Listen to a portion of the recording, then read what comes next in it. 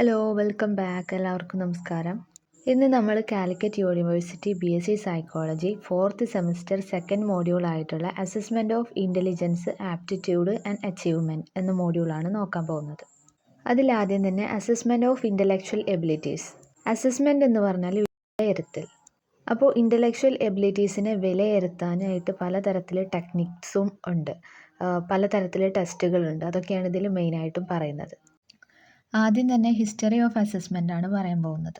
Intellectual എബിലിറ്റീസിനെ test ചെയ്യാനുള്ള ആദ്യത്തെ അറ്റംപ്റ്റിന് തുടക്കം കുറിച്ചത് വെസ്റ്റേൺ വേൾഡിലായിരുന്നു. 1880 കാലഘട്ടങ്ങളിലായിരുന്നു. സർ ഫ്രാൻസിസ് ഗാൾട്ടൺ അദ്ദേഹം വിശ്വസിച്ചിട്ടുണ്ടായിരുന്നത് ഇൻ്റലിജൻസ് എന്ന് പറയുന്നത് ഇൻഹെറിറ്റഡ് ആണ്, അതായത് പാരമ്പര്യമായിട്ട് കിട്ടുന്നതാണ്. അങ്ങനെ അദ്ദേഹം ഇൻ്റലിജൻസ് മെഷർ ചെയ്യാനായിട്ട് ഒരുപാട് ടെസ്റ്റുകൾ ഡിസൈൻ ചെയ്തു. ഇൻ്റലിജൻസിനെ മെഷർ ചെയ്യാനായിട്ട് ചില ഫാക്ടേഴ്സ് അദ്ദേഹം തിരഞ്ഞെടുത്തു. അതിൽ പെട്ടതാണ് ദ റിയാക്ഷൻ ടൈം, അതുപോലെ ഓഡിബിലിറ്റി ഓഫ് പേഴ്സൺസ്, അതുപോലെ head size and also visual power. ഈ 4 ഫാക്ടേഴ്സ് ആണ് അദ്ദേഹം ഇൻ്റലിജൻസ് മെഷർ ചെയ്യാനായിട്ട് എടുത്ത 4 ഫാക്ടേഴ്സ്. പക്ഷേ റിയൽ ഫാക്ടർ ഇതൊന്നും അല്ല എന്നുള്ളത് അദ്ദേഹത്തിന് പിന്നീട് മനസ്സിലായി. ഇൻഡിവിജ്വൽ ഡിഫറൻസ് ഇൻ്റലക്ച്വൽ എബിലിറ്റീനെ ഡിപ്പെൻഡ് ചെയ്യുന്നുണ്ട് എന്നുള്ളത് അദ്ദേഹത്തിന് മനസ്സിലായി. ഈ ഇൻഡിവിജ്വൽ ഡിഫറൻസിനെ ഒബ്ജക്റ്റീവായിട്ട് മെഷർ ചെയ്യാൻ പറ്റും. അപ്പോൾ ആദ്യത്തെ ഒരു അറ്റംപ്റ്റിന് തുടക്കം കുറിച്ചത് ഫ്രാൻസിസ് ഗാൾട്ടൺ ആയിരുന്നു. അതുകൊണ്ട് തന്നെ അദ്ദേഹത്തിനെയാണ് ഫാദർ ഓഫ് മെൻ്റൽ ടെസ്റ്റിംഗ് എന്ന പേരിൽ അറിയപ്പെടുന്നത്. അസസ്മെൻറ്റ് ഓഫ് ഇൻ്റലിജൻസിനെ കുറിച്ച് സ്റ്റഡി ചെയ്യുന്ന ആദ്യത്തെ ആളായിരുന്നു അദ്ദേഹം. ഇനി അടുത്തത് ഇൻ്റലക്ച്വൽ അസസ്മെൻറ്റ് അല്ലെങ്കിൽ ഇൻ്റലിജൻസ് ടെസ്റ്റിൻ്റെ ഒരു ഡെഫിനിഷനാണ്. Intellectual assessment or intelligence testing refers to the evaluation of individuals' general intellectual functioning and cognitive abilities. ഒരാളുടെ കൊഗ്നിറ്റീവ് എബിലിറ്റീസിൻ്റെയും അതുപോലെ ജനറൽ ഇൻ്റലക്ച്വൽ ഫങ്ഷനിങ്ങിൻ്റെയും ഒരു ഇവാലുവേഷനെയാണ് നമ്മൾ ഇൻ്റലിജൻസ് ടെസ്റ്റിംഗ് അല്ലെങ്കിൽ അസസ്മെൻറ്റ് ഓഫ് ഇൻ്റലിജൻസ് എന്ന് പറയുന്നത്. ഇതിന് ഷോർട്ടായിട്ട് പറയുന്നത് IQ. ആൽഫ്രഡ് ബിനെ അദ്ദേഹത്തിന് 1900 ഫ്രഞ്ച് ഗവൺമെൻറ് സ്കൂൾ സ്റ്റുഡൻസിനൊക്കെ സ്പെഷ്യൽ കെയർ കൊടുക്കാനായിട്ട് അദ്ദേഹത്തിന് അപ്പോയിൻ്റ് ചെയ്തു, നിയമിച്ചു. അങ്ങനെ തിയോഡോർ സൈമൺ അദ്ദേഹത്തിൻ്റെ കൂടെ ഇവർ രണ്ടുപേരും കൂടി സ്റ്റുഡൻസിൻ്റെ ഇൻ്റലിജൻസ്, മെമ്മറി, അതുപോലെ പ്രോബ്ലം സോൾവിങ് ഇതെല്ലാം ടെസ്റ്റ് ചെയ്തു. അങ്ങനെ അദ്ദേഹം ഒരു കൺക്ലൂഷനിലേക്ക് എത്തി. അതായത് ഓരോ സ്റ്റുഡൻസിലും ഇൻ്റലിജൻസ് എന്ന് പറയുന്നത് ഡിഫറെൻ്റ് ആണ്. അങ്ങനെയാണ് അദ്ദേഹം മെഷർമെൻറ്റ് ഓഫ് ഇൻ്റലിജൻസ് അതുപോലെ മെൻ്റൽ ഏജ് ഈ കാര്യങ്ങളൊക്കെ അദ്ദേഹം കണ്ടെത്തിയത്. ആദ്യത്തെ IQ മെഷർമെൻറ്റ് സ്കെയിൽ അല്ലെങ്കിൽ ഇൻ്റലിജൻസ് മെഷർമെൻറ്റ് സ്കെയിൽ എന്ന് പറയുന്നത് ബിനെ സൈമൺ സ്കെയിലാണ്. അതായത് ആൽഫ്രഡ് ബിനെയും തിയോഡോർ സൈമണും കൂടി ഉണ്ടാക്കിയൊരു സ്കെയിലായതുകൊണ്ട് തന്നെ ബിനെ സൈമൺ സ്കെയിൽ എന്ന പേരിലാണ് അറിയപ്പെട്ടത്. ബിനെ കൺക്ലൂഡ് ചെയ്തത് എന്താണെന്ന് വെച്ചാൽ ഓരോ പേഴ്സൻ്റെയും ഇൻ്റലിജൻസ് അല്ലെങ്കിൽ IQ എന്ന് പറയുന്നത് ഇൻബോൺ ആയിട്ട് കിട്ടുന്നതാണ്. അതുപോലെ അതൊരു ബ്രോഡ് തിങ് ആണ്, ഒരു വിശാലമായിട്ടുള്ളൊരു കാര്യമാണ്. അത് നമുക്ക് ഒരിക്കലും ഒരു ലെറ്ററിലോ ഒരു വേർഡിലോ കൺക്ലൂഡ് ചെയ്യാൻ പറ്റാത്ത കാര്യമാണ്. പിന്നീട് ഈ ബിനെ സൈമൺ ടെസ്റ്റിനെ റിവൈസ് ചെയ്തത് ലൂയിസ് ടെർമാനിലൂടെയായിരുന്നു. ലൂയിസ് ടെർമാൻ ഈ ഒരു ബിനെ സൈമൺ ടെസ്റ്റിനെ സ്റ്റാൻഫോർഡ് യൂണിവേഴ്സിറ്റിയിൽ വെച്ച് കണ്ടക്ട് ചെയ്തു. അങ്ങനെയാണ് ഈ ഒരു ടെസ്റ്റ് പിന്നീട് സ്റ്റാൻഫോർഡ് ബിനെ ടെസ്റ്റ് എന്ന പേരിൽ ആയി മാറിയത്. ഈ ഒരു പുതിയ വേർഷനിൽ, അതായത് സ്റ്റാൻഫോർഡ് ബിനെ ടെസ്റ്റിൽ ബിനെ സൈമൺ ടെസ്റ്റിനേക്കാളും 1/3 ന്യൂ ഐറ്റംസ് ഉണ്ടായിരുന്നു. ലൂയിസ് ടെർമാൻ നടത്തിയ ഈ ഒരു റിവൈസ് 1916 ഇനി ലൂയിസ് ടെർമാനെ കുറിച്ചാണ് പറയുന്നത്. അദ്ദേഹം ഒരു കോഗ്നിറ്റീവ് സൈക്കോളജിസ്റ്റ് ആയിരുന്നു. അദ്ദേഹമാണ് ആദ്യമായിട്ട് IQ എന്ന് പറയുന്ന ടേം ഇൻട്രൊഡ്യൂസ് ചെയ്തത്. അദ്ദേഹം ഈ ഒരു റിവൈസ് ചെയ്യുന്നതിലൂടെ മെൻ്റൽ ടെസ്റ്റിങ്ങിനെ ആയിരുന്നു കൂടുതലായിട്ടും ഫോക്കസ് ചെയ്തിട്ടുണ്ടായിരുന്നത്. ഇത് പബ്ലിഷ് ചെയ്തത് അദ്ദേഹം 1916 ടെർമാൻ്റെ ഈ ഒരു വർക്കിനെ പിന്നീട് റിവൈസ് ചെയ്തത് 1937 1960 അദ്ദേഹം ബിനെയുടെ ഒറിജിനൽ ഐറ്റംസിനെ തന്നെ ഇതിൽ ഉൾക്കൊള്ളിച്ചിട്ടുണ്ടായിരുന്നു. അതുകൂടാതെയും അദ്ദേഹം കുറച്ച് ഐറ്റംസിനെ ഉൾക്കൊള്ളിച്ചിട്ടുണ്ടായിരുന്നു. അതുപോലെ പുതിയ ഏജ് നോംസിനെ അദ്ദേഹം പുതിയതായിട്ട് എസ്റ്റാബ്ലിഷ് ചെയ്തു. അതുപോലെ ഈ ഒരു ടെസ്റ്റിനെ എക്സ്റ്റെൻഡ് ചെയ്തു. ടീനേജേഴ്സ് മുതൽ സുപ്പീരിയർ അഡൾട്ട്സ് വരെ ഉപയോഗിക്കാൻ പറ്റുന്ന രീതിയിലൊരു ടെസ്റ്റാക്കി മാറ്റി.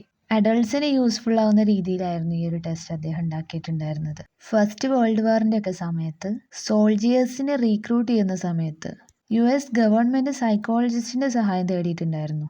അപ്പോൾ ടെർമൻ യൂസ് ചെയ്തിട്ടുണ്ടായിരുന്നത് revised form of Binet scale ആയിരുന്നു, അതായത് സ്റ്റാൻഫോർഡ് ബിനെ സ്കെയിൽ ആയിരുന്നു. ലൂയിസ് ടെർമൻ ഇൻ്റലിജൻസിനെ ഡിഫൈൻ ചെയ്യുന്നത് എങ്ങനെയാണെന്ന് വെച്ചിട്ടുണ്ടെങ്കിൽ the ability to carry on abstract thinking. അപ്പോൾ ഇതോടെ നമ്മൾ ഹിസ്റ്ററി ഓഫ് അസസ്മെൻറ്റ് അവസാനിക്കുകയാണ്. ഇനി അടുത്ത topic scales to test the intelligence.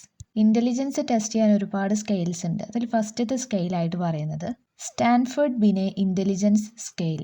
നമ്മളിപ്പോൾ പറഞ്ഞുകൊണ്ടിരുന്ന ഒരു സ്കെയിൽ തന്നെയാണിത്. ഇൻ്റലിജൻസിൻ്റെ ഡെവലപ്മെൻറ്റിൽ വന്നിട്ടുള്ള ആദ്യത്തെ ഒരു സ്റ്റെപ്പ് എന്ന് പറയുന്നത് നമ്മുടെ ആൽഫ്രഡ് ബിനെയിലൂടെ തന്നെയായിരുന്നു. അപ്പോൾ അദ്ദേഹത്തിനോട് പാരീസ് ഗവൺമെൻറ് പാരീസ് സ്കൂൾസിലുള്ള സ്ലോ ലേണേഴ്സ്, അതായത് സാവധാനം പഠിക്കുന്ന കുട്ടികൾ, അതുപോലെ മെൻ്റലി റിട്ടാർഡഡ് ആയ ചിൽഡ്രൻസിനെയും ഡയഗ്നോസ് ചെയ്യാനായിട്ട് ആവശ്യപ്പെട്ടു. നമ്മൾ മുമ്പേ പറഞ്ഞ ഒരു ഹിസ്റ്ററി തന്നെയാണ് കുറച്ചുകൂടി എക്സ്പാൻഡ് ചെയ്ത് പറയുകയാണ്. ഓക്കെ, അപ്പോൾ ഫ്രാൻസ് ഗവൺമെൻറ് അദ്ദേഹത്തോട് ഇങ്ങനെ ആവശ്യപ്പെട്ടു. അങ്ങനെ അദ്ദേഹം സൈമണിൻ്റെ കൂടെ വർക്ക് ചെയ്ത് ഈ ഒരു പർപ്പസിന് വേണ്ടി, ഈ ഒരു ആവശ്യത്തിന് വേണ്ടിയിട്ട് ഒരു ഇൻ്റലിജൻസ് ടെസ്റ്റിനെ ഡെവലപ്പ് ചെയ്തു. ഈ ഒരു ടെസ്റ്റാണ് ബിനെ സൈമൺ സ്കെയിൽ. ഇത് 1905 ഈ ബിനെ സൈമൺ സ്കെയിലിൽ 30 ഐറ്റംസ് ആയിരുന്നു ഉണ്ടായിരുന്നത്. അത് ഡിഫിക്കൽട്ടി ലെവലിൻ്റെ ബേസിൽ ഒരു അസെൻഡിങ് ഓർഡറിലായിരുന്നു ആ ഐറ്റംസിനെ എല്ലാം അറേഞ്ച് ചെയ്തിട്ടുണ്ടായിരുന്നത്. പിന്നീട് 1908 ബിനെയും സൈമണും കൂടി തന്നെ ഈ ഒരു സ്കെയിലിനെ റിവൈസ് ചെയ്തു. അതിലുള്ള ഡിഫക്ട്സിനെയൊക്കെ റിമൂവ് ചെയ്യാനായിട്ടായിരുന്നു ഈ ഒരു റിവിഷൻ. അങ്ങനെ ഈ 1908 വന്ന ബിനെ സൈമൺ സ്കെയിലായിരുന്നു ആദ്യത്തെ ഏജ് സ്കെയിൽ. ബിനെയും സൈമണും കൂടി വീണ്ടും ഇതിനെ റിവൈസ് ചെയ്തു. അത് 1911 ഈ ഒരു റിവൈസിലായിരുന്നു ഏജ് റേഞ്ചിനെ എക്സ്റ്റെൻഡ് ചെയ്തത്. 3 വയസ്സ് മുതൽ അഡൾട്ട് വരെയായിരുന്നു ആ എക്സ്റ്റൻഷൻ. അങ്ങനെ ഈ ബിനെ സൈമൺ സ്കെയിലിന് പല തവണയായി പല തരത്തിലും ഇതിനെ രൂപപ്പെടുത്താൻ ശ്രമിച്ചിട്ടുണ്ടെങ്കിലും വളരെ ഇമ്പോർട്ടൻ്റ് ആയിട്ട് നിൽക്കുന്നത്, അതുപോലെ പോപ്പുലർ ആയിട്ട് നിൽക്കുന്നത് സ്റ്റാൻഫോർഡ് യൂണിവേഴ്സിറ്റിയിൽ വെച്ചിട്ട് ലൂയിസ് ടെർമൻ ചെയ്ത റിവിഷനായിരുന്നു. ലൂയിസ് ടെർമനും അദ്ദേഹത്തിൻ്റെ അസോസിയേറ്റ്സും 1916 ഈ ഒരു റിവിഷൻ നടത്തിയിട്ടുണ്ടായിരുന്നത്. ഈ ഒരു റിവിഷനിലൂടെ ബിനെ സൈമൺ സ്കെയിലിന് ഒരു പുതിയ ലുക്കായിരുന്നു കൊടുത്തിട്ടുണ്ടായിരുന്നത്. 1/3 ഓഫ് ദി ഐറ്റംസ് പുതിയതായിട്ട് കൊടുത്തു അതിൽ. അതുപോലെ ഈ ഒരു റിവിഷനിൽ വന്നിട്ടുണ്ടായിരുന്ന വളരെ ഇമ്പോർട്ടൻ്റ് ആയ ഒരു ആസ്പെക്റ്റ് എന്ന് പറയുന്നത് കൺസെപ്റ്റ് ഓഫ് ഐക്യു എന്ന് പറയുന്ന ഒരു കൺസെപ്റ്റ് ആയിരുന്നു. പിന്നീട് 1937 ലൂയിസ് ടെർമാൻ അദ്ദേഹം മെറിലിൻ്റെ കൂടെ ഈ ഒരു 1916 സ്റ്റാൻഫോർഡ് ബിനെ സ്കെയിലിനെ റിവൈസ് ചെയ്തു. അപ്പോൾ 1937 ഈ ഒരു റിവിഷൻ നടന്നത്. അതുകൊണ്ട് തന്നെ 1937 ബിനെ സ്കെയിൽ എന്ന പേരിലായി പിന്നീട് ആ ഒരു ബിനെ സ്കെയിൽ. പിന്നീട് ഈ സ്റ്റാൻഫോർഡ് ബിനെ സ്കെയിലിന് 1960 ഒരു റിവിഷൻ നടന്നിട്ടുണ്ടായിരുന്നു. ഈ ഒരു റിവിഷനെ നമ്മൾ വിളിക്കുന്നത് LM ഫോം എന്നാണ്. ഈ ടെസ്റ്റിൽ വന്നിട്ടുണ്ടായിരുന്ന ഐറ്റംസിൻ്റെ ഫോം എന്ന് പറയുന്നത് വേർഡ്സ്, അതുപോലെ ഒബ്ജക്ട്സ്, പിക്ചേഴ്സ് ഒക്കെ ആയിരുന്നു. ടെസ്റ്റേഴ്സ് കൊടുക്കുന്ന റെസ്പോൺസസ് എന്ന് പറയുന്നത് ഡ്രോയിങ്, കാൽക്കുലേറ്റിംഗ്, റൈറ്റിംഗ്, സ്പീക്കിംഗ് ഈ ഒരു ഫോമിലായിരുന്നു. ഏകദേശം ഒരു ഹവറായിരുന്നു ഈ ഒരു ടെസ്റ്റിൻ്റെ അഡ്മിനിസ്ട്രേഷനായി എടുത്തിട്ടുണ്ടായിരുന്നത്. പിന്നീട് ഈ സ്റ്റാൻഫോർഡ് ബിനെ സ്കെയിലിൻ്റെ 4ാമത്തെ എഡിഷൻ എന്ന് പറയുന്നത് SB4 എന്ന് പറയുന്നത് 1986 ഈ ഒരു റിവിഷൻ എന്ന് പറയുന്നത് GFGC തിയറി ഓഫ് ഇൻ്റലിജൻസുമായിട്ട് ഇൻകോപ്പറേറ്റ് നിൽക്കുന്ന ഒരു റിവിഷനായിരുന്നു. GFGC തിയറി പ്രകാരം 2 ബേസിക് ടൈപ്പ് ഓഫ് ഇൻ്റലിജൻസ് ആണുള്ളത്. ഫ്ലൂയിഡ് ഇൻ്റലിജൻസും ക്രിസ്റ്റലൈസ്ഡ് ഇൻ്റലിജൻസും. ഫ്ലൂയിഡ് എന്ന് പറയുമ്പോൾ GF ആണ്, GC എന്ന് പറയുന്നത് ക്രിസ്റ്റലൈസ്ഡ് ആണ്. ഫ്ലൂയിഡ് ഇൻ്റലിജൻസ് എന്ന് പറഞ്ഞാൽ the ability that allow the person to reason, think and acquire new knowledge. Reason ചെയ്യാനും തിങ്ക് ചെയ്യാനും ഒരു പുതിയ നോളജ് അക്വയർ ചെയ്യാനുള്ള ഒരു പേഴ്സൻ്റെ എബിലിറ്റീനെയാണ് നമ്മൾ ഫ്ലൂയിഡ് ഇൻ്റലിജൻസിൽ പറയുന്നത്. ക്രിസ്റ്റലൈസ്ഡ് ഇൻ്റലിജൻസ് എന്ന് പറഞ്ഞാൽ നമ്മൾ ഓൾറെഡി അക്വയർ ചെയ്ത നോളജ് അല്ലെങ്കിൽ അണ്ടർസ്റ്റാൻഡിംഗ് ആണ് ഇതുകൊണ്ട് ഉദ്ദേശിക്കുന്നത്.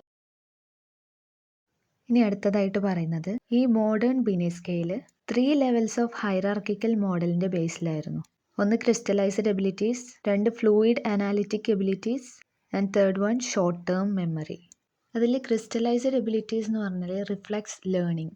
ഫ്ലൂയിഡ് അനാലിസിസ് എബിലിറ്റീസ് എന്ന് പറഞ്ഞാൽ ക്രിസ്റ്റലൈസ്ഡ് എബിലിറ്റീസ് അക്വയർ ചെയ്യാനായിട്ട് ഒരാളെടുക്കുന്ന ഒരു ഒറിജിനൽ പൊട്ടൻഷ്യൽ. സിമ്പിളായിട്ട് പറയുകയാണെന്നുണ്ടെങ്കിൽ ക്രിസ്റ്റലൈസ്ഡ് എബിലിറ്റീസ് എന്ന് പറഞ്ഞാൽ നമ്മൾ ഓൾറെഡി പഠിച്ചു വെച്ചൊരു നോളജാണ്. ഫ്ലൂയിഡ് അനാലിസിസ് എബിലിറ്റീസ് എന്ന് പറഞ്ഞാൽ നമ്മൾ പുതിയതായിട്ട് പഠിച്ചെടുക്കുകയാണ്. ഒരു ക്രിസ്റ്റലൈസ്ഡ് എബിലിറ്റി പഠിക്കാനായിട്ട് വേണ്ട ഒരാളുടെ ഒറിജിനൽ പൊട്ടൻഷ്യൽ, അതാണ് ഫ്ലൂയിഡ് അനാലിസിസ് എബിലിറ്റി. ഇനി short term memory. Short term memory എന്ന് പറഞ്ഞാൽ നമുക്കൊരു ഇൻഫർമേഷൻ വളരെ കുറച്ച് സമയത്തേക്ക് ഓർത്ത് വെക്കാനുള്ളൊരു ക്യാപ്പബിലിറ്റി. അതായത് short term memory reflects a person's capability to retain information briefly after a single brief presentation.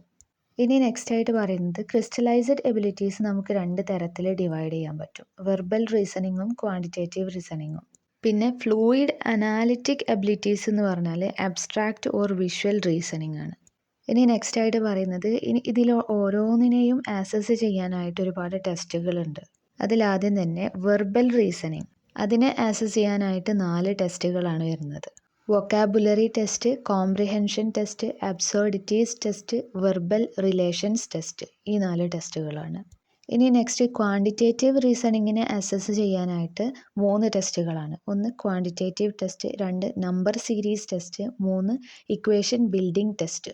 ഇനി അടുത്തത് അബ്സ്ട്രാക്റ്റ് ഓർ വിഷ്വൽ റീസണിങ്ങിനെ ആക്സസ് ചെയ്യാനായിട്ടും 4 ടെസ്റ്റാണ് വരുന്നത്.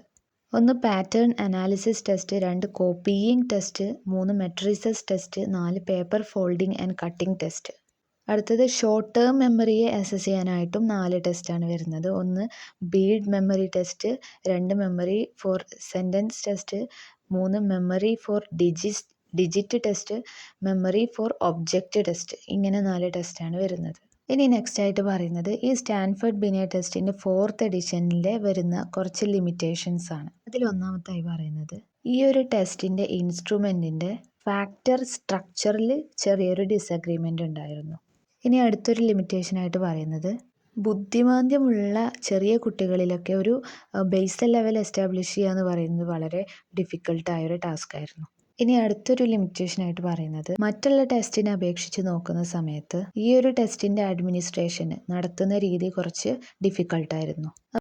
അപ്പോൾ ഇത്രയാണ് സ്റ്റാൻഫോർഡ് ബിനെ ടെസ്റ്റിൻ്റെ 4th എഡിഷനിൽ വരുന്ന കാര്യങ്ങൾ. ഇനി അടുത്തതായിട്ട് 5th edition of Stanford Binet test ആണ്. അത് 2003 ഇൻട്രൊഡ്യൂസ് ചെയ്തത്. റോയിഡ് എന്ന് പറഞ്ഞ ഒരാളാണ് ഇത് റിവൈസ് ചെയ്തത്. ഈ ഒരു എഡിഷൻ മെയിനായിട്ടും gender, ethnic, cultural, regional and socio economic biases ഇതൊക്കെ റിവ്യൂ ചെയ്യാനായിട്ടായിരുന്നു. ഈ ഒരു സ്കെയിൽ ഒരു ഫുൾ സ്കെയിൽ ഐക്യമാണ് ഉണ്ടാക്കിയത്. അതായത് വെർബൽ ഐക്യം ഉണ്ട്, അതുപോലെ നോൺ വെർബൽ ഐക്യം ഉണ്ട്, അതുപോലെ 5 കോമ്പോസിറ്റ് ഇൻഡിസസും ഉണ്ട്. ഈ ഒരു 5th എഡിഷൻ ഒരു പ്രിൻസിപ്പിളിൻ്റെ ബേസിലായിരുന്നു ഉണ്ടായിരുന്നത്. അതായത് ഈ 5 ഫാക്ടേഴ്സ് ഓഫ് ഇൻ്റലിജൻസും ആക്സസ് ചെയ്യുന്നത് 2 മെയിൻ ഡൊമൈൻസിൻ്റെ ബേസിലാണ്. അതായത് വെർബലും നോൺ വെർബലും.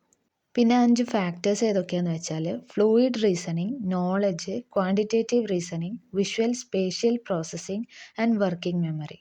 ഈ 5 ഫാക്ടേഴ്സും 2 ഡൊമൈൻസിൽ ക്രോസിംഗ് ഓവർ നടക്കുന്ന സമയത്ത് നമുക്ക് ടോട്ടൽ 10 ടെസ്റ്റുകളാണ്, സബ് ടെസ്റ്റുകളാണ് കിട്ടുന്നത്. 5 വെർബലും 5 നോൺ വെർബലും. പിന്നെ ഈ 5th എഡിഷന് നമുക്ക് ചിൽഡ്രൻസിൻ്റെ ഇൻ്റലിജൻസ് ആക്സസ് ചെയ്യാനായിട്ടും ഉപയോഗിക്കുന്നുണ്ട് എന്നാണ് പറയുന്നത്. അതായത് 2 വയസ്സ് മുതൽ 85 വയസ്സ് വരെയും അതിന് മുകളിലുള്ള ആളുകളിലും ഈ ഒരു ടെസ്റ്റ് അഡ്മിനിസ്റ്റർ ചെയ്യാം എന്നാണ് പറയുന്നത്. പിന്നെ ഈ 5th എഡിഷൻ നമുക്ക് ഇൻ്റലിജൻസ് ലെവൽ വളരെ ലോ ആയവരിലും അതേപോലെ തന്നെ ഗിഫ്റ്റഡ് പേഴ്സൺസിലും ഒരേപോലെ തന്നെ അഡ്മിനിസ്റ്റർ ചെയ്യാൻ പറ്റും. അപ്പോൾ ഇതോടെ നമ്മൾ സ്റ്റാൻഫോർഡ് ബിനെ ഇൻ്റലിജൻസ് സ്കെയിൽ കഴിഞ്ഞു. കുറച്ച് കൂടുതൽ കാര്യങ്ങൾ പറഞ്ഞിട്ടുണ്ടായിരുന്നു. ഇനി അടുത്തതായിട്ട് പറയുന്നത് വെഷ്ലർ സ്കെയിലാണ്. വെഷ്ലർ സ്കെയിൽ ഡെവലപ്പ് ചെയ്തിട്ടുണ്ടായിരുന്നത് സ്റ്റാൻഫോർഡ് ബിനെ സ്കെയിലിൽ വന്ന പ്രശ്നങ്ങളെല്ലാം പരിഹരിക്കാനായിരുന്നു. ഡേവിഡ് വെഷ്ലർ, അദ്ദേഹം ന്യൂയോർക്ക് സിറ്റിയിലെ ബിലീവ് ഹോസ്പിറ്റലിലായിരുന്നു വർക്ക് ചെയ്തിട്ടുണ്ടായിരുന്നത്.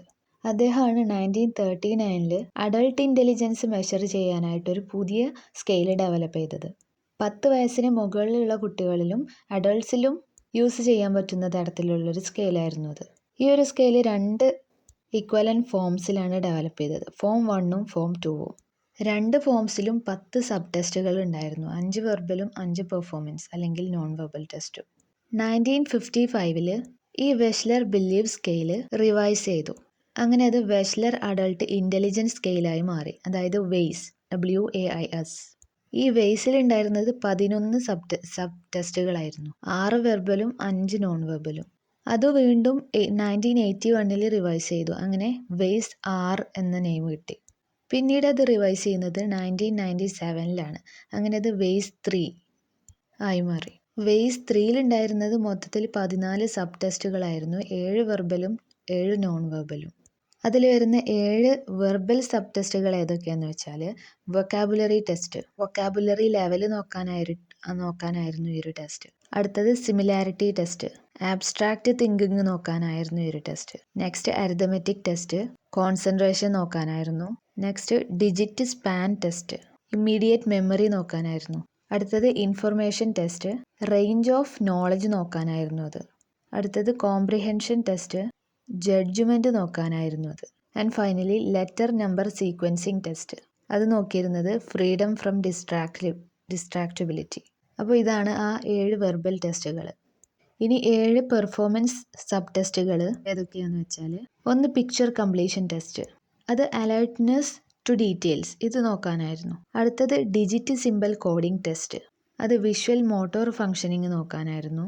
അടുത്തത് block design test, non verbal reasoning നോക്കാനായിരുന്നു അത്. Next matrix reasoning test, inductive reasoning നോക്കാനായിരുന്നു. Next picture arrangement test, planning ability നോക്കാനായിരുന്നു അത്. അടുത്തത് symbol search test, information processing speed നോക്കാനായിരുന്നു അത്.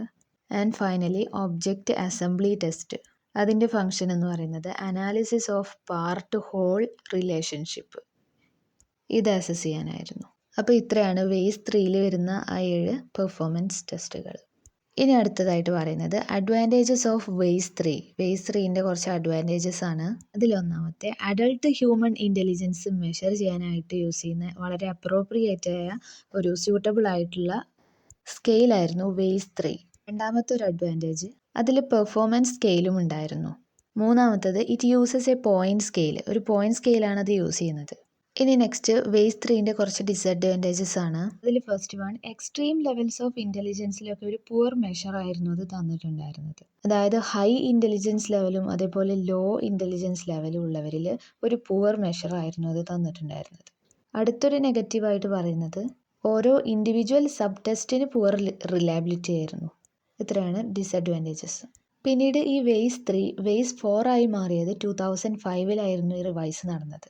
വെഷ്ലർ ഈ ഒരു വേസ് 3 ഒരു ഡൗൺവേർഡ് എക്സ്റ്റൻഷനാണ് നടത്തിയത്. അതായത് ചിൽഡ്രൻസിനും ആപ്ലിക്കബിൾ ആവുന്ന രീതിയിൽ ആക്കി മാറ്റി. അപ്പോൾ ചിൽഡ്രൻസിൻ്റെ ഇൻ്റലിജൻസ് ഒക്കെ അസസ് ചെയ്യാനായിട്ട് വെഷ്ലർ ചിൽഡ്രൻസിന് വേണ്ടിയിട്ടുള്ളൊരു ഇൻ്റലിജൻസ് സ്കെയിൽ ഡെവലപ്പ് ചെയ്തു. ഇത് ആദ്യമായിട്ട് പബ്ലിഷ് ചെയ്തത് 1949 റിവൈസ് ചെയ്തത് 1974.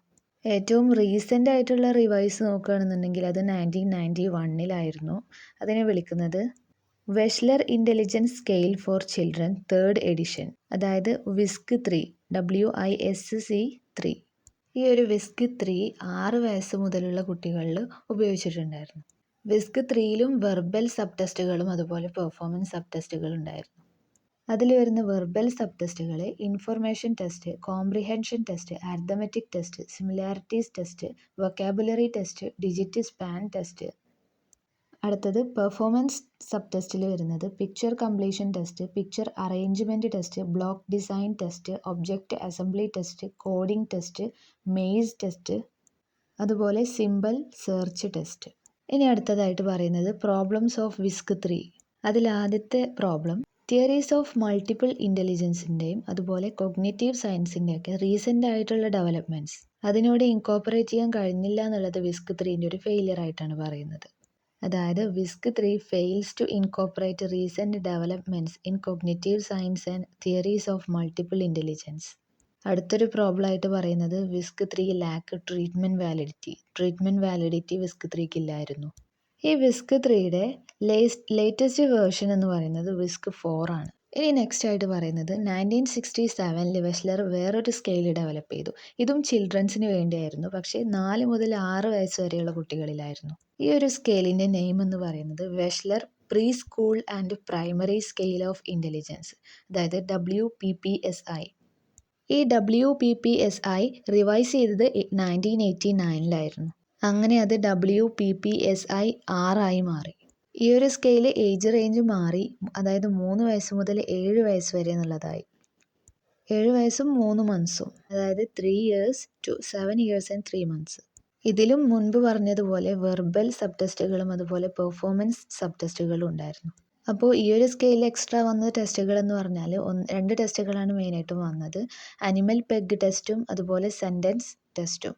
ഇനി അടുത്തതായിട്ട് പറയുന്നത് ഏറ്റവും ലേറ്റസ്റ്റ് വേർഷൻ ഓഫ് WPPSI എന്ന് പറഞ്ഞ ഒരു ടെസ്റ്റ് എന്ന് പറയുന്നത് ഇപ്പോഴത്തെ ലേറ്റസ്റ്റ് ആയിട്ട് വേർഷൻ എന്ന് പറയുന്നത് WPPSI 3 ആണ്. അപ്പോൾ ഇതോടെ വെഷ്ലർ സ്കെയിൽ കംപ്ലീറ്റ് ആയി. ഇനിയൊരു അടുത്ത മെയിൻ സ്കെയിൽ എന്ന് പറയുന്നത് കോഫ്മാൻ സ്കെയിലാണ്, KAUFMAN സ്കെയിൽ. ഈ ഒരു ടെസ്റ്റ് ഇൻഡിവിജ്വലി അഡ്മിനിസ്ട്രേർഡ് ടെസ്റ്റാണ്, ഓരോരുത്തരിലും പ്രത്യേകമായിട്ട് അഡ്മിനിസ്റ്റർ ചെയ്യുന്ന ഒരു ടെസ്റ്റാണ്.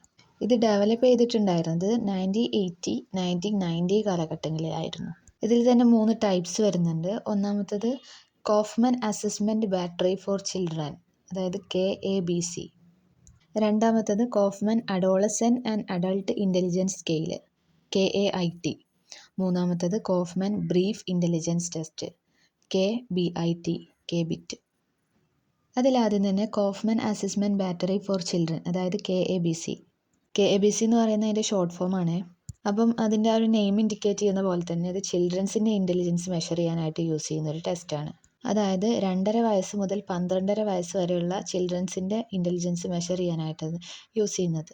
ഈ ഒരു ടെസ്റ്റിൽ 16 സബ് ടെസ്റ്റുകളുണ്ട്. ഈ 16 സബ് ടെസ്റ്റുകളും 5 ഗ്ലോബൽ സ്കെയിൽസിലായിട്ടാണ് കമ്പൈൻ ചെയ്തിട്ടുള്ളത്. ആ 5 ഗ്ലോബൽ സ്കെയിൽസ് ഏതൊക്കെയാണെന്ന് വെച്ചാൽ സീക്വൻഷ്യൽ പ്രോസസ്സിംഗ്, അതുപോലെ സൈമിൾട്ടേനിയസ് പ്രോസസ്സിംഗ്, അടുത്തത് മെൻ്റൽ പ്രോസസ്സിംഗ് കോമ്പോസിറ്റ്. ഇതെന്ന് പറയുന്നത് സീക്വൻഷ്യൽ പ്രോസസ്സിങ്ങിൻ്റെയും സൈമിൾട്ടേനിയസ് പ്രോസസ്സിങ്ങിൻ്റെയും ഒരു കോമ്പിനേഷനാണ് മെൻ്റൽ പ്രോസസ്സിംഗ് കോമ്പോസിറ്റ്. അടുത്തത് അച്ചീവ്മെൻറ്റ്, അടുത്തത് നോൺ വെർബൽ. അപ്പോൾ ഇതാണ് ആ 5 ഗ്ലോബൽ സ്കെയിൽസ്. ഇതിൽ നിന്നും നമ്മൾ ഇൻ്റലിജൻസ് മെഷർ ചെയ്യാനായിട്ട് ഉപയോഗിക്കുന്നത് മെൻ്റൽ പ്രോസസ്സിംഗ് സ്കെയിൽസ് ആണ്. അതായത് ഏതൊക്കെയാണെന്ന് വെച്ചാൽ സീക്വൻഷ്യൽ പ്രോസസ്സിങ്ങും സൈമിൾട്ടേനിയസ് പ്രോസസ്സിങ്ങും മെൻ്റൽ പ്രോസസ്സിങ്ങും, ഇത് മൂന്നുമാണ്. ഈ 3 സ്കെയിലും വെച്ചിട്ടാണ് ഇതിൽ നമ്മൾ ഇൻ്റലിജൻസ് മെഷർ ചെയ്യുന്നത് ഈ ഒരു ടെസ്റ്റിൽ. അതിൽ സീക്വൻഷ്യൽ പ്രോസസ്സിംഗ് എന്ന് പറഞ്ഞാൽ refers to the children's ability to solve problems by mentally analysing inputs into a sequential order. അപ്പോൾ സീക്വൻഷ്യൽ പ്രോസസ്സിംഗ് എന്ന് പറഞ്ഞാൽ എന്താണ്? ഒരു ചൈൽഡിൻ്റെ എബിലിറ്റിയാണ്. അവർ പ്രോബ്ലംസിനെ സോൾവ് ചെയ്യുന്നത് അവർക്ക് കിട്ടിയ ഇൻപുട്സിനെ അല്ലെങ്കിൽ ഇൻഫർമേഷനെ മെൻ്റലി അനലൈസ് ചെയ്യാണ് into a sequential order. ഒരു സീക്വൻഷ്യൽ ഓർഡറായിട്ട് അവർ മെൻ്റലി അനലൈസ് ചെയ്തിട്ടാണ് അവർ പ്രോബ്ലംസിനെ സോൾവ് ചെയ്യുന്നത്. ഇപ്പോൾ ഒരു എക്സാമ്പിൾ പറയുകയാണെന്നുണ്ടെങ്കിൽ നമ്മൾ നമ്പർ അല്ലെങ്കിൽ വേർഡ് ഓർഡറൊക്കെ ഓർത്തെടുക്കുന്ന രീതി, ഇപ്പോൾ 1 2 3 4 അങ്ങനെ ഓർത്തെടുക്കുന്ന രീതി എന്ന് പറയുന്നത് സീക്വൻഷ്യൽ പ്രോസസ്സിംഗ് ആണ്. ഇനി സൈമിൾട്ടേനിയസ് പ്രോസസ്സിംഗ്, ആ ഒരു നെയിമിൽ ഇൻഡിക്കേറ്റ് ചെയ്യുന്ന പോലെ തന്നെ അത് പാരലലായിട്ടാണ് നടക്കുക. ഇത് ഉദ്ദേശിക്കുന്നത് എന്താണെന്ന് വെച്ചിട്ടുണ്ടെങ്കിൽ it refers to children's ability to synthesise and integrate information for solving a problem. ഒരു പ്രോബ്ലം സോൾവ് ചെയ്യാനായിട്ട് ഇൻഫർമേഷൻസിനെയൊക്കെ ഇൻ്റഗ്രേറ്റ് ചെയ്യുക, സിന്തസൈസ് ചെയ്യുന്ന ഒരു ചിൽഡ്രൻ്റെ എബിലിറ്റിയാണ് സൈമിൾട്ടേനിയസ് പ്രോസസ്സിംഗ്. ഇനി അടുത്തതായിട്ട് പറയുന്നത് ഈ KABCയിൽ 2 മെഷേഴ്സ് സെപ്പറേറ്റ് ആയി കൊടുക്കാനുള്ള ഒരു കാരണം എന്ന് പറയുന്നത്, അതായത് സൈമിൾട്ടേനിയസും സീക്വൻഷ്യൽ പ്രോസസ്സിങ്ങും സെപ്പറേറ്റ് മെഷറായിട്ട് കൊടുക്കാനുള്ള ഒരു മെയിൻ പർപ്പസ് എന്ന് പറഞ്ഞാൽ ആ ഒരു ചൈൽഡിൻ്റെ യുണീക്ക് സ്ട്രെങ്ത്തും അതുപോലെ പ്രോബ്ലം സോൾവിങ് സ്ട്രാറ്റജീസൊക്കെ മനസ്സിലാക്കാൻ വേണ്ടിയിട്ടാണ്. അതുപോലെ തന്നെ ആ ഒരു ചൈൽഡിന് വേണ്ട റെമഡിയൽ ഇൻ്റർവെൻഷൻ സ്ട്രാറ്റജീസൊക്കെ ഡെവലപ്പ് ചെയ്യാനും വേണ്ടിയിട്ടാണ് ഇങ്ങനെ സെപ്പറേറ്റ് ആയിട്ട് മെഷേഴ്സ് കൊടുക്കുന്നത്. ഇനി അടുത്തതായിട്ട് പറയുന്നത് ഈ KABCയുടെ 2 ലിമിറ്റേഷൻസ് ആണ്. ആക്ച്വലി 2 ലിമിറ്റേഷൻ മാത്രമല്ല ഇതിനുള്ളത്, ഞാൻ 2 പോയിൻറ്റ്സ് മാത്രമേ പറയുന്നുള്ളൂ. ഓക്കെ, അപ്പോൾ ആദ്യത്തെ ഒരു ലിമിറ്റേഷൻ എന്ന് പറയുന്നത് വെഷ്ലർ സ്കെയിലിനെയും ബിനെ സ്കെയിലിനെയും ഒക്കെ കമ്പയർ ചെയ്യുന്ന സമയത്ത് ഈ ഒരു സ്കെയിലിന് പ്രെഡിക്റ്റീവ് വാലിഡിറ്റി കുറവാണെന്നാണ് പറയുന്നത്. പുവർ പ്രെഡിക്റ്റീവ് വാലിഡിറ്റിയാണ്. അടുത്തൊരു ലിമിറ്റേഷനായിട്ട് പറയുന്നത് ഈ ഒരു ടെസ്റ്റ് ഹൈലി വിഷ്വൽ ആയതുകൊണ്ട് തന്നെ വിഷ്വലി ഹാൻഡിക്യാപ്ഡ് ചിൽഡ്രൻസിൽ ഇത് ഉപയോഗിക്കാൻ പറ്റില്ല എന്നുള്ളത് ഇതിൻ്റെ ഒരു ലിമിറ്റേഷനാണ്. അപ്പോൾ ഇത്രയാണ് KABCക്കകത്ത് പറയുന്നത്. ഇനി അടുത്തൊരു ടൈപ്പ് ഓഫ് കോഫ്മാൻ സ്കെയിൽ എന്ന് പറയുന്നത് Kaufmann adolescent and adult intelligence test, അതായത് KAIT, കൈറ്റ്. ആ ഒരു നെയിം ഇൻഡിക്കേറ്റ് ചെയ്യുന്ന പോലെ തന്നെ ഇത് അഡോളസെൻസിനും അഡൾട്ട്സിൻ്റെ ഒക്കെ ഇൻ്റലിജൻസ് മെഷർ ചെയ്യാനായിട്ട് യൂസ് ചെയ്യുന്നൊരു ടെസ്റ്റാണ്. ഇതിൻ്റെ ഒരു ഏജ് റേഞ്ച് വരുന്നത് 11 വയസ്സ് മുതൽ 85 വയസ്സ് വരെയും അതിന് മുകളിലുള്ളവരിലുള്ള ഇൻ്റലിജൻസ് ടെസ്റ്റ് ചെയ്യുക എന്നുള്ളതാണ്. ഈ ഒരു test theory of fluid and crystallised ഇൻ്റലിജൻസിനെ സമന്വയിപ്പിക്കാനുള്ളൊരു ശ്രമത്തെയാണ് റെപ്രസെൻ്റ് ചെയ്യുന്നത്. ഈ ഒരു സ്കെയിൽ ഉണ്ടാക്കിയിട്ടുള്ളത് ക്രിസ്റ്റലൈസ്ഡ് സ്കെയിലും ഫ്ലൂയിഡ് സ്കെയിലും വെച്ചിട്ടാണ്. ഈ ഒരു ടെസ്റ്റിൽ ആദ്യത്തേത് മെഷർ ചെയ്യുന്നത് സ്കൂൾ വിദ്യാഭ്യാസത്തിൽ നിന്നും സംസ്കാരത്തിൽ നിന്നും നേടിയെടുത്ത കൺസെപ്റ്റുകളാണ്. പിന്നീട് മെഷർ ചെയ്യുന്നത് ability to solve new problems, പുതിയ പ്രോബ്ലംസിനെയൊക്കെ സോൾവ് ചെയ്യാനുള്ള എബിലിറ്റി. ഇനി നമ്മൾ അടുത്ത ടൈപ്പ് ഓഫ് കോഫ്മാൻ സ്കെയിലാണ് നോക്കുന്നത്, അതായത് the Kaufman brief intelligence test, അതായത് KBIT, KBIT. അപ്പോൾ KBIT ഡിസൈൻ ചെയ്തിട്ടുള്ളത് ഒരു ക്വിക്ക് സ്ക്രീനിങ് ടെസ്റ്റ് ആയിട്ടാണ് for estimating the level of intellectual functioning. അതായത് നമ്മളെ ലെവൽ ഓഫ് ഇൻ്റലക്ച്വൽ ഫങ്ഷനിങ്ങിനെ കണ്ടെത്താനായിട്ടുള്ളൊരു ക്വിക്ക് സ്ക്രീനിങ് ടെസ്റ്റാണ് KBIT എന്ന് പറയുന്നത്. ഇതിൽ വരുന്ന ഏജ് റേഞ്ച് എന്ന് പറഞ്ഞാൽ 4 മുതൽ 10 വയസ്സ് വരെയുള്ള കുട്ടികളിലാണ്. ഇതൊരു ഇൻഡിവിജ്വലി അഡ്മിനിസ്ട്രേഡ് ടെസ്റ്റാണ്. പക്ഷേ ഇത് മുൻപ് പറഞ്ഞ 2 ടെസ്റ്റുകൾ, അതായത് KABCയുടെയും കൈറ്റിൻ്റെയും ഒന്നും ഷോർട്ടൻഡ് വേർഷൻ അല്ല. പിന്നെ ഈ KBITൽ വെർബൽ സ്കെയിലും നോൺ വെർബൽ സ്കെയിലും കോമ്പോസിറ്റും ഉണ്ട് എന്നുള്ളതാണ് പറയുന്നത്. കോമ്പോസിറ്റ് എന്ന് പറഞ്ഞതിൻ്റെ 2ൻ്റെയും കോമ്പിനേഷൻ. അപ്പോൾ ഇതോടെ കോഫ്മാൻ സ്കെയിൽ കംപ്ലീറ്റ് ആയി. നമ്മൾ 3 ടൈപ്സും പറഞ്ഞു. ഇനി അടുത്തതായിട്ട് പറയുന്നത് റേവൺസ് പ്രോഗ്രസീവ് മെട്രിസസ്, RPM. അപ്പോൾ റേവൺസ് പ്രോഗ്രസീവ് മെട്രിക്സ് എന്ന് പറഞ്ഞാൽ most common and popular intelligence test ആണ്. ഇത് നമുക്ക് ഇൻഡിവിജ്വൽസിലും ഗ്രൂപ്പ്സിലും അഡ്മിനിസ്റ്റർ ചെയ്യാൻ പറ്റും. ഇതിൻ്റെ ഏജ് റേഞ്ച് വരുന്നത് 4 വയസ്സ് മുതൽ എൽഡർലി അഡൾട്ട്സ് വരെയാണ്. അപ്പോൾ ഈ ഒരു ടെസ്റ്റ് മെയിനായിട്ടും ഡിസൈൻ ചെയ്തിട്ടുള്ളത് സ്പിയർമാൻ്റെ G factor of general intelligence measure ചെയ്യാനായിട്ടാണ്. സ്പിയർമാൻ്റെ തിയറിയിൽ നമ്മൾ പറഞ്ഞിട്ടുണ്ടായിരുന്നു ജി ഫാക്ടറും എസ് ഫാക്ടറും ഒക്കെ. അതിൽ G factor of general intelligence measure ചെയ്യാനായിട്ടാണ് ഈ ഒരു ടെസ്റ്റ് ഡിസൈൻ ചെയ്തിട്ടുള്ളത്.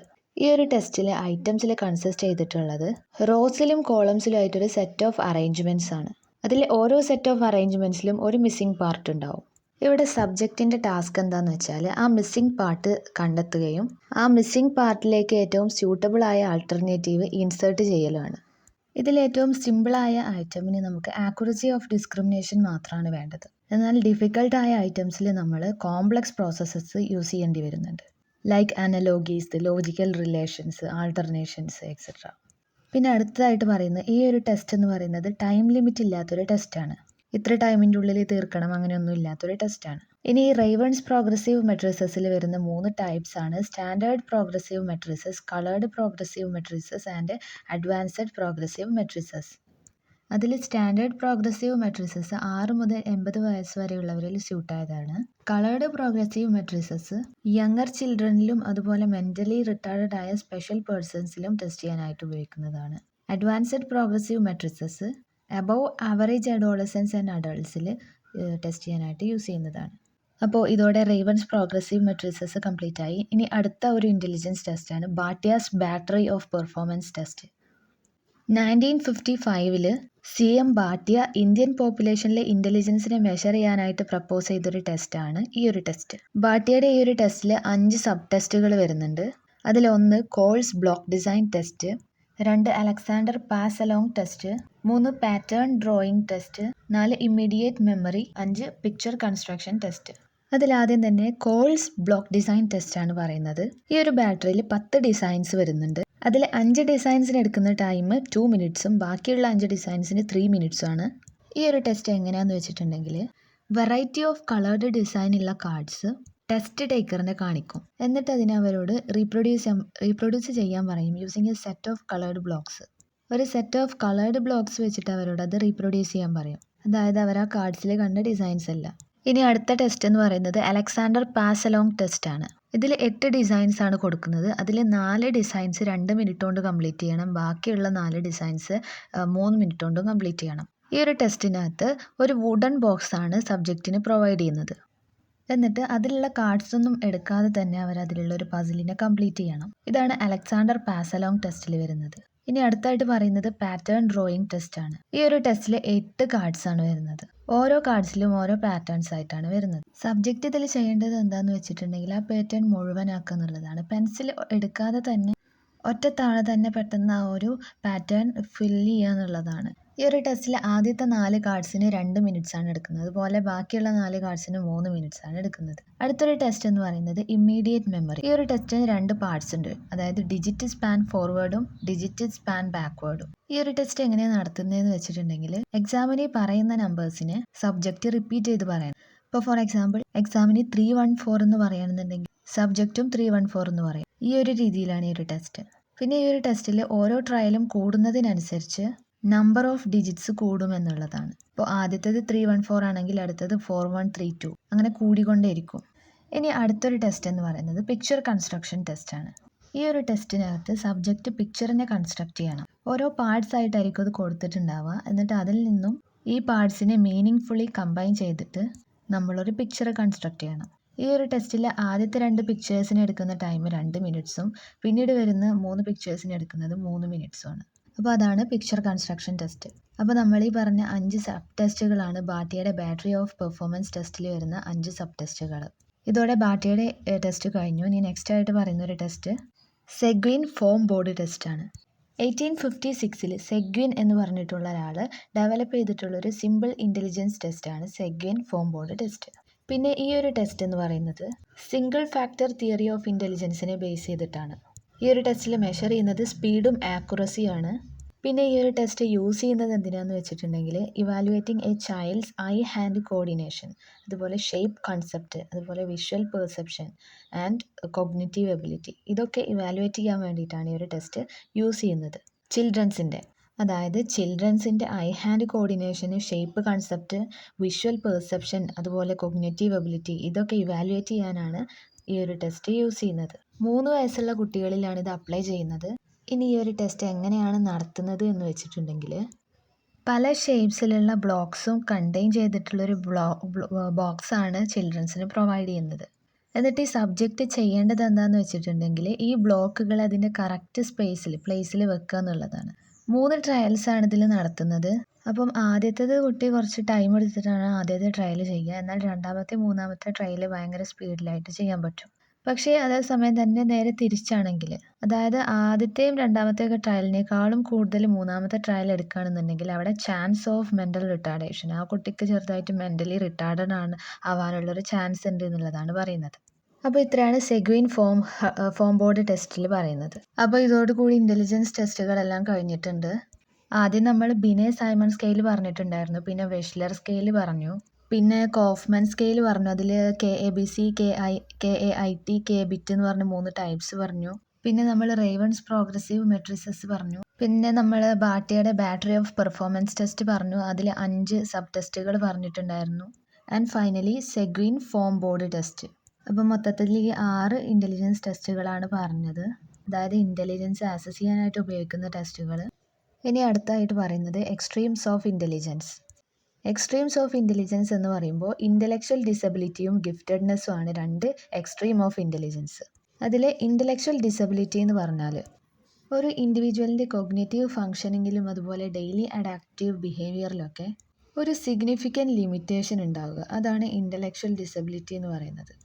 പിന്നെ അവരിൽ കാണുന്നതാണ് limited language, impaired speech difficulty in performing academically. അത്തരം ആളുകൾക്ക് അക്കാഡമിക് പെർഫോമിങ്ങിലൊക്കെ ലാംഗ്വേജിൽ വൈകല്യം ഉണ്ടാവും, അതുപോലെ സ്പീച്ച് ഡിഫിക്കൽറ്റി, അവർക്ക് സംസാരിക്കുന്ന സമയത്തൊക്കെ ഒരു ഡിഫിക്കൽറ്റി ഉണ്ടായിരിക്കും. അവർ ഇൻ്റലിജൻസ് ടെസ്റ്റിൽ സ്കോർ ചെയ്യുന്നത് 70-ന് താഴെ ആയിരിക്കും. എന്നാൽ normal IQ level of individual എന്ന് പറയുന്നത് 90 to 110 ആണ്. അപ്പോൾ 70-ക്ക് താഴെയാണ് സ്കോർ ചെയ്യുന്നത് എന്നുണ്ടെങ്കിൽ അവർ മെൻ്റലി റിട്ടാർഡഡ് ആയിരിക്കും. അതുപോലെ 130-ക്ക് എബോവ് ആണ് സ്കോർ ചെയ്യുന്നത് എന്നുണ്ടെങ്കിൽ അവർ ഗിഫ്റ്റഡ് ചൈൽഡ് ആയിരിക്കും. ഇനി അടുത്തതായിട്ട് പറയുന്നത് ഇൻ്റലക്ച്വൽ ഡിസബിലിറ്റീനെ അഫക്റ്റ് ചെയ്യുന്ന 2 ഫാക്ടേഴ്സാണ്. ജനറ്റിക് ഫാക്ടേഴ്സും ഉണ്ട്, എൻവയോൺമെൻറ്റൽ ഫാക്ടേഴ്സും ഉണ്ട്. ജനറ്റിക് ഫാക്ടേഴ്സ് എന്ന് പറയുമ്പോൾ അതിൽ ക്രോമസോമൽ പ്ലേസ്മെൻ്റ് ആണ് വരുന്നത്. അതിന് എക്സാമ്പിളാണ് ഡൗൺ സിൻഡ്രോം. ഇനി എൻവയോൺമെൻറ്റൽ ഫാക്ടേഴ്സിന് എക്സാമ്പിളാണ് മാറ്റേണൽ ആൽക്കഹോൾ അബ്യൂസ്, അതായത് alcohol or smoking abuse of mothers during pregnancy ടൈമിൽ അവർ സ്മോക്ക് ചെയ്യുക അല്ലെങ്കിൽ ആൽക്കഹോൾ അബ്യൂസൊക്കെ ഉണ്ടാകുന്ന സമയത്താണ് ഇങ്ങനൊരു പ്രോബ്ലം വരുന്നത്. പിന്നെ അടുത്തായിട്ട് പറയുന്നത് എക്സ്ട്രീംസ് ഓഫ് ഇൻ്റലിജൻസിൽ ടൈപ്സ് പലതും വരുന്നുണ്ട്. മൈൽഡ് വരുന്നുണ്ട്, മോഡറേറ്റ് വരുന്നുണ്ട്, സിവിയർ, പ്രീഫോണ്ടൊക്കെ വരുന്നുണ്ട്. അപ്പോൾ ഇത്രയാണ് ഈ വീഡിയോക്കകത്ത് പറയുന്നത്. നിങ്ങൾക്ക് ഈ വീഡിയോ യൂസ്ഫുള്ളായി തോന്നിയിട്ടുണ്ടെങ്കിൽ തീർച്ചയായിട്ടും ലൈക്ക് ചെയ്യണം, സബ്സ്ക്രൈബ് ചെയ്യണം, അതുപോലെ മറ്റു സൈക്കോളജി സ്റ്റുഡൻസിലേക്ക് എത്തിക്കണം. താങ്ക്